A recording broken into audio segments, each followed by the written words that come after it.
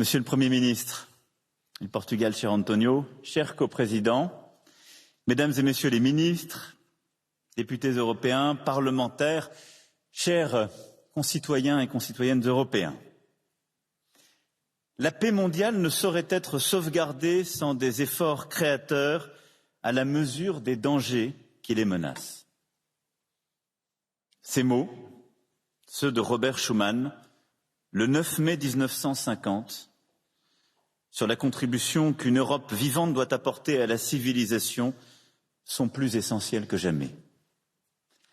Ces efforts créateurs correspondent au moment que nous vivons et sont aujourd'hui sans doute encore plus nécessaires qu'hier.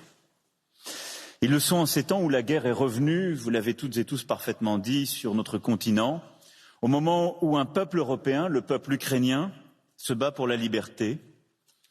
Ils le sont à l'heure où vous, citoyennes et citoyens européens, parlementaires, ministres, commissaires, responsables politiques et citoyens spécialistes du réel, comme vous l'avez dit tout à l'heure, avez achevé un exercice démocratique inédit dans notre histoire et dans celle du monde. Cette Europe vivante, créatrice, démocratique, cette Europe des actes, vous en êtes les représentants et il nous appartient d'en être les artisans. Ici, à Strasbourg, dans cette capitale européenne à laquelle nous tenons tant. Le choix souverain du peuple français me conduit devant vous aujourd'hui pour vous dire qu'il est une tâche historique face à laquelle la France ne se dérobera pas, qu'elle portera plus haut encore, car la France a une nouvelle fois clairement, résolument fait le choix de l'Europe en me confiant un nouveau mandat pour œuvrer avec vous tous à construire une Europe plus forte et plus souveraine.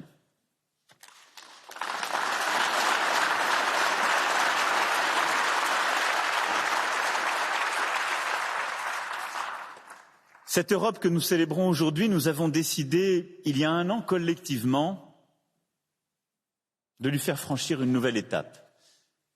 C'était avec le président David Sassoli, auquel nous pensons tous aujourd'hui, vous l'avez très bien dit, l'une l'autre.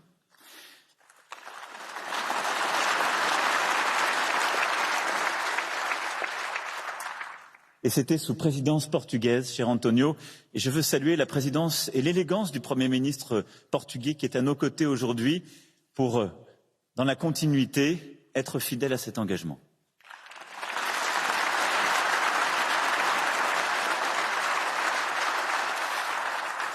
Lancé ici, il y a un an, dans un contexte un peu différent, on s'en souvient tous,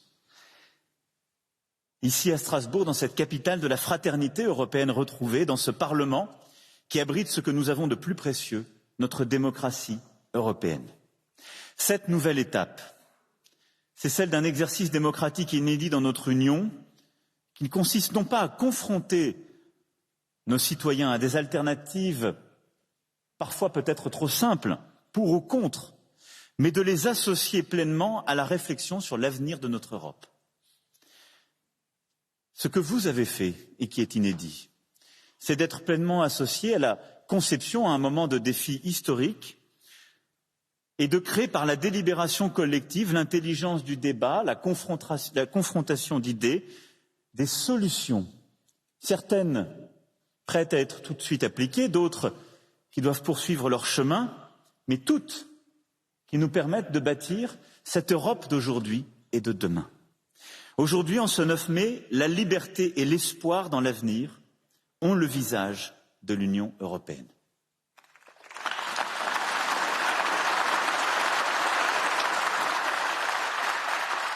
C'est au nom de cette liberté et de cet espoir que nous soutenons et que nous continuerons de soutenir l'Ukraine, son président Volodymyr Zelensky et tout le peuple ukrainien.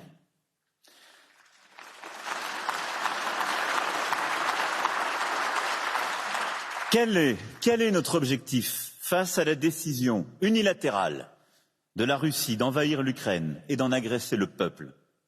Faire cesser cette guerre au plus vite, tout faire pour que l'Ukraine, à la fin, puisse tenir et la Russie ne jamais l'emporter. Préserver la paix sur le reste du continent européen et éviter toute escalade. Pour que cette guerre prenne fin, nous avons adopté des sanctions sans précédent pour entraver durablement les sources de financement de la guerre en Russie.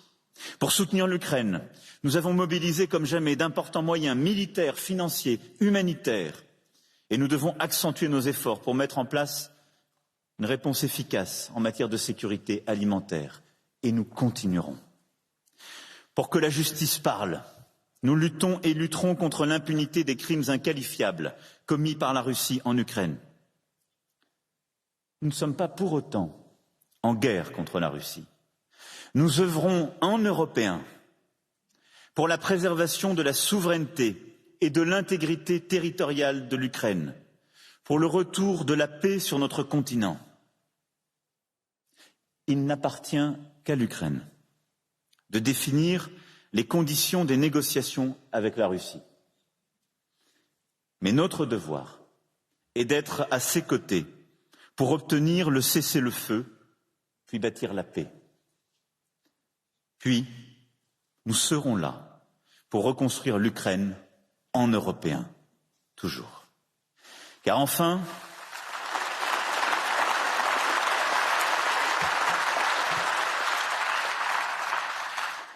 quand la paix reviendra sur le sol européen, nous devrons en construire les nouveaux équilibres de sécurité et nous devrons, ensemble, ne jamais céder à la tentation, ni de l'humiliation, ni de l'esprit de revanche, car ils ont déjà trop, par le passé, ravagé les chemins de la paix. C'est aussi au nom de cette liberté et de cet espoir que nous avons engagé ce souffle citoyen que vous portez, cette respiration démocratique inédite. Et vous l'avez très bien dit les uns et les autres avec vos mots, les unes et les autres, vos générations, vos travaux nous obligent.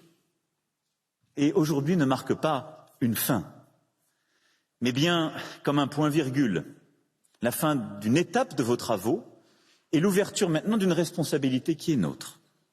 La présidente de la Commission européenne a parfaitement dit et s'est engagée à l'instant à assurer l'examen et le suivi attentif de chacune de vos propositions. Je veux ici l'en remercier. Nous aurons un rendez-vous concret au mois de septembre. Vous l'avez entendu. Au titre de la présidence du Conseil de l'Union européenne et comme président de la République française, je veillerai moi aussi à ce que cet exercice ne reste pas un exercice de style ou un exemple de méthode simplement, mais qu'il débouche bel et bien sur des travaux pratiques, des évolutions fortes et concrètes, et que les citoyens d'Europe puissent en cueillir les fruits. Car cette conférence ne doit pas s'arrêter là.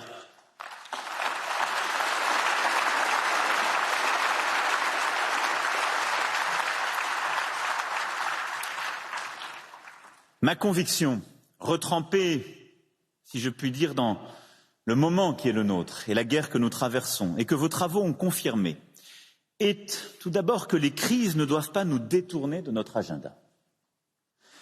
Beaucoup de vos propositions, en effet, n'ont pas besoin de réformes institutionnelles, mais nous rappellent à la nécessité de l'agenda qui est le nôtre.